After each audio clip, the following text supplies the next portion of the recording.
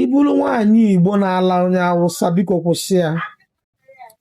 Ibulu nwaanyị Igbo nọ na North and ị na-ala onye Awụsa kwụsị ya. Ọ bụrụ na ịmụgolu ya ụmụ already, biko achị na ụmụazị ahụ wee nata ala Igbo ka ha bụ virus.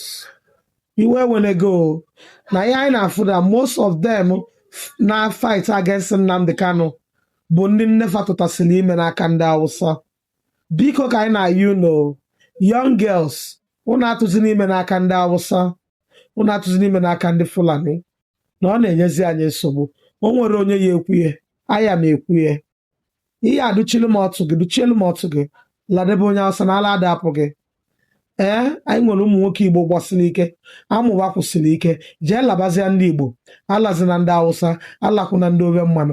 Atụta na imefa, atụta n'ime ndị Awụsa especially. Ayọ ka nna ayọ unu.